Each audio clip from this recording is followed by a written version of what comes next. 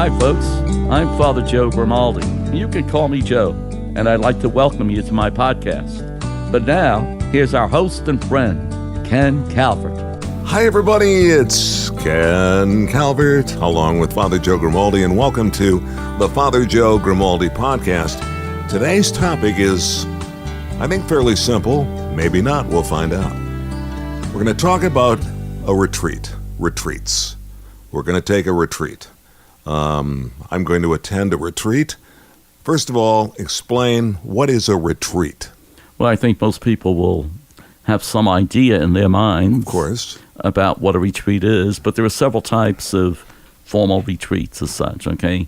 Actually, the Jesuits have a beautiful retreat called a 30-day retreat, where it's directed by an individual, and you are out of the world for 30 days. Really? We're doing a lot of self-examination, doing a lot of discussion with an individual person. But basically, I look at retreats as a way of refreshing your life, my life. It's a good time to spend looking at what we're doing, what we should be doing better, what can we do to make it better. And I think it's important that all of us take time out of our schedules. We hear that a lot, but do we believe it? That's another story. But I think we all could use time away from business transactions, family situations, to be alone with ourselves and to try to come up with a better way of doing what we're doing. So the 30-day retreat is something that's exceptional. That happens for some people on a rare occasion. Seems almost impossible to do. Oh, no, not at all. No, I'm just talking about people. Everyday life prohibits you from taking 30 days. And but some people actually do it, believe it or not. Well, good, and I I applaud them for that. They make the effort to do that, Yeah. and they don't do it annually, but they certainly do it once in a lifetime if they can. Okay, there you go. So, Yeah. but usually, if you could take, well, let me put it this way. I'm being very generous here, I think, in my thinking. Even if it's one-day retreat from morning until night, where you could look at what's going on in your life and see how you can modify it, change it, make it better in any way. I think this a kind of retreat where you could certainly go with your wife or someone that, well, for example, you're engaged and you're looking at marriage, what do they say, through a microscope? No. Well, you're looking at it very carefully. Well, it needs time to seriously look at certain questions that the two of you have to come up with some answers, some results, and so on and so forth. So part of it is when the two of you are separate, but thinking about the same idea and same situation, but then coming together to exchange your views helps a lot. So they actually have a category of a pre-marital retreat? Correct, yes, there right. is. And where I did not people know that. can, as they say, you think about things by yourselves, but then you come together and you try to put together what your ideas are, listening and answering to each other. And so that you come up with, as I mentioned, a better way of doing things, a better way to foreshadow what's going to happen once you say, I do. But for the individual, it's not necessary that the individuals go just men or just women, which happens a lot. But the reason for that is that very often men have different concerns than women very often. And so that whatever the general topic of the day is, if it's a 3-day retreat, a Catholic 3-day retreat, because there are other people that do retreats as well. So they would address the topics that men have. And then they would address the topics that women have. So that's why they have them separated. But it doesn't have to be that way. There's no rule that says it can be only for men and only for women. But we all need time out, is what I'm saying. Well, my dad, at least once, and I want to say twice or three times, I remember, my mom saying that, no, your dad's going on retreat that weekend. Yeah. And I believe he may have gone with my uncles. Manresa has that. And that's where he went, Manresa. We have a area here in southeast Lower Michigan that's a beautiful, beautiful area. I mean, it's on acres of beautiful land. It's just a peaceful place to sort of reflect and meditate, as you like to say. And I'm sure that there are all sorts of activities. Now, I'm going to be honest, I haven't been to a retreat, so what could I expect? Well, sometimes there aren't any activities. Depending on the kind of retreat you go, there's something called a preached retreat, where the priest will talk about a particular subject for maybe 20 minutes, half an hour. And then the individuals go off on their own, meditating, reflecting on what has been said, and trying to apply what's been said to their lives. They meet again, let's say, in the evening, and the same thing happens. The rest of the day, the individual is spending the day in prayer and in reflection. And so that you're by yourself. And sometimes the hardest person to face is yourself. And it's interesting where you're forced to face yourself. And try to come up with some things that will make your life better for the future. Better in every way, spiritually, physically. And so most people will not do more than a 3-day retreat. People do a 5-day retreat. People do a month's retreat, as I said. There are different kinds. The kind that most people think about is 3-day, sometimes just a 1-day retreat. So do you get a room?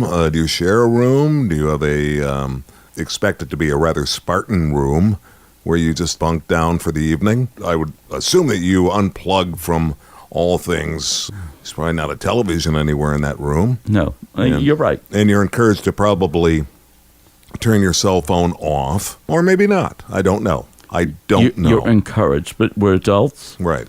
No one's going to monitor you. But the ideal is to spend time facing yourself. Now, what happens is you are assigned a room, and the meal schedule is set for you so that you know that when you get up in the morning, there might be Mass at 8, there might be breakfast at 9, and then the retreat goes on. It can be a preached retreat, like I explained a few moments ago, where the priest or the one who's giving the retreat speaks for 20 minutes or a half hour, and then you have time for reflection, and he may do that, or she may do that twice a day, maybe 3 times a day. It may be just the retreat where you go off on your own. You bring a good spiritual book, and you're there. You're using the room that's assigned to you. You also you make a schedule for yourself where you have prayers, you have Mass, you find out when it's offered, you have your meals, you know when it's offered. And so this way, you're following a schedule on your own, but there's no preacher. You're on your own. You want to be. I think everybody likes to have time away from the world. And that's a good place, Manresa, and there are other places like it. I know the Paulist priests have something very similar. A lot of the religious orders do have something similar in different parts of the United States. But the Jesuit one is the one accessible to where we are, Manresa, and they offer cabins where you could spend a week or more than a week by yourself and do some thinking, some meditating, some reading, something you can't do very often at home because life is too busy. This way, you're forced to self-examine. You know, what's going on with my life? Am I headed in the right direction? What do I need to change? How difficult is it to change? Always very difficult. But if I want to achieve these goals, I have to change. So what I'm getting at is that there are several kinds of retreats. They're not all the same. Some are preached, some you do on your own, some you do with some good books that you bring with you, religious books, or books that deal with life issues, too, that you can bring with you. And you're by yourself. You don't have to have somebody else there. What if you'd like to take a stroll with one of the priests at Manresa and say, hey, can we have a chat? Let's you and I go for a walk? That's always a possibility. Mm-hmm. And very often people do that.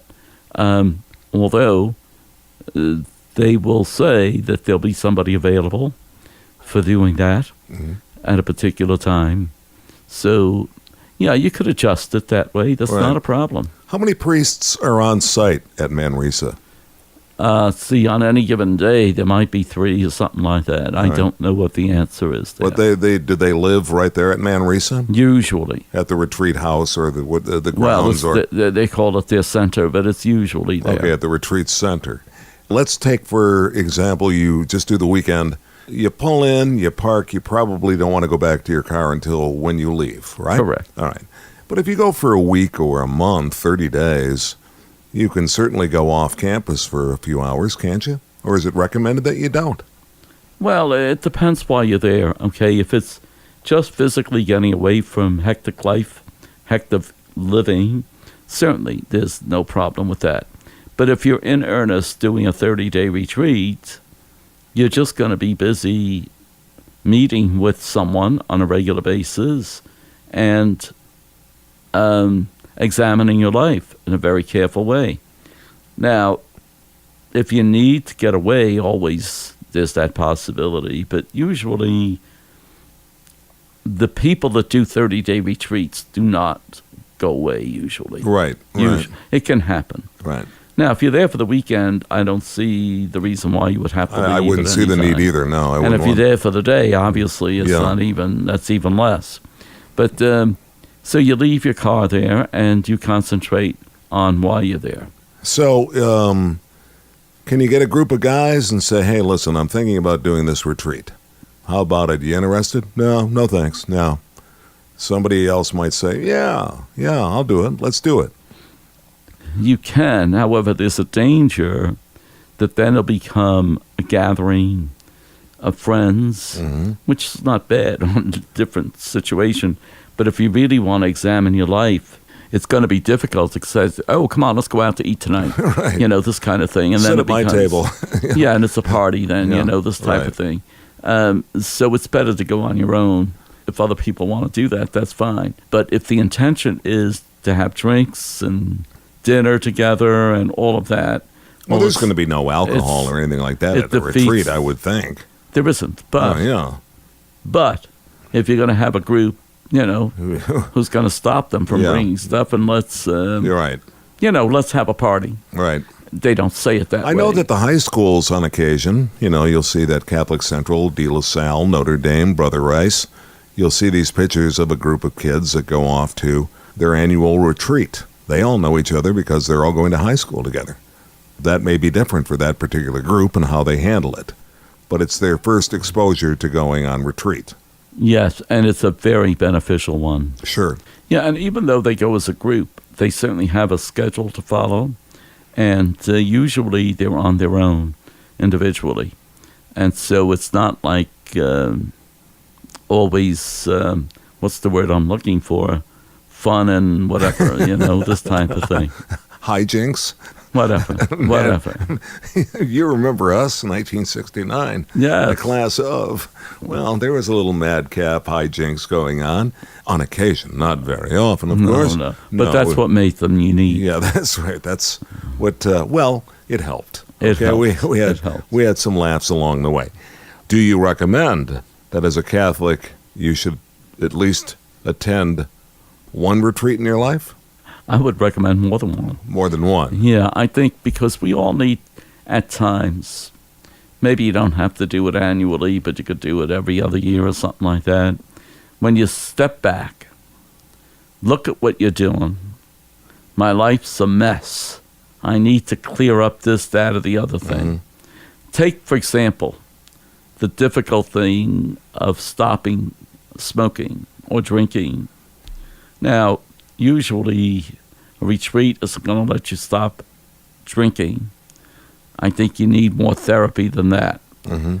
But maybe with the cigarette, you might decide, well, since I'm not allowed to smoke here anyway, this might be a good time to stop, this type of thing. But that would be more like physical needs. I'm thinking we all need to get away from the hubbub of the life that we lead, because we lead pretty hectic lives. Well, tomorrow night I better get ready to go this and that. Then the next day in the morning, Are you available to help me on Wednesday morning? Oh, I can. I got a doctor's appointment. Okay, so no, it's all these things. Yeah. And so, but when you're on retreat, that's it. Yeah. There's nothing else happening. Well, don't you notice that people that have lake homes, lake cottages, or whatever you want to call it, house on the lake or a place up north, I'll notice that people say, we just go there for sort of have a retreat. R&R. Yeah, just sort of have a retreat. It's interesting that it's sort of a metaphor for what we're talking about here. Sure. A chance to get away from it all and just sort of sort things out. And I for some reason, just love the expression, just do a total reset. Perfect. Well, I think that people should look into it. And who would they ask at a church? Would they ask their local parish priest as to a recommendation? Definitely. I mean, he would have some recommendations to give. They could even look things up in literature and so on and so forth. At the end of the day, people usually come out of a retreat refreshed. I believe that they do, yes. Did you go on any sort of a retreat? I remember this from early on when you were thinking about becoming a priest and leaving the brothers. Did you ever elect to go on retreat and decide, yes, this is what I want to do, become a priest? Now, first of all, let me say this. When you are religious, a brother or whatever it is, you go on retreats annually, regardless. And it's usually at least a 5-day retreat. And it's usually a silent retreat, which means nothing for 5 days, no talking. And it's usually a preached retreat, where when you get up in the morning, your schedule for the day is as follows: Mass, meditation, breakfast, conference, lunch, recreation, meaning walking. How do you have a conference, by the way, if you can't speak? No, a conference in the sense that there's a priest preaching. Oh. That kind of a thing, and you're listening. But then you go out walking. Got it. Then there's a break in the afternoon where you walk on yourself and you're thinking and so on. You come together for another conference, or they call it a conference, where the priest is preaching again. Then you get ready for dinner, and then in the evening there's some sort of a different kind of conference talking about a particular topic of the religious life that you belong to. And then off to beddy bye. So I guess what I'm saying is it's a regimented one. Your day is taken different things to do at different times, with breaks if you want. Sure. So we do that. We used to do that in silence for 5 days. And of course, when you're young, it seems that you get giddy after a while. Yeah, I would think so. So at the end of 5 days, you laugh at anything. I mean, it could be the stalest joke in the world, but you still laugh heartily. Here's the final question about retreats. Could someone take these podcasts and have them all loaded up, which is so easy to do with all the various angles and areas and streamlines that they have to listen? I would recommend that people take the entire bounty of podcasts that we've now done, 52, and take them to the retreat, and in the evening, have a listen. I certainly would recommend that. Oh, okay. But I know people that even when they go on vacation, and I've been told this, that here I am. So it has to be true. Here I am sitting on the beach, and I'm listening to the podcast. Ah, nice. So they do. Some people do that, yes. But I mean, at a retreat, that might be, instead of recommended reading, it could be recommended listening. Why not? Why not? And I simply say then, by golly, by gosh, tell Amen. a friend if you're going on retreat. Tell a friend. Take us with you, will you? I'm Ken Calvert, and thank you for joining us on the Father Joe podcast. We will see you next time. As usual, always good to be with you. All right. Thank you so very, very much. Thank you. This is Father Joe Grimaldi, and I look forward to seeing you next time on the Father Joe podcast. If you'd like, you can email us. It's FRJOEPODCAST at gmail.com. That's FRJOEPODCAST at gmail.com. We're also on Facebook. Simply search Father Joe Grimaldi. And thanks for listening, everyone.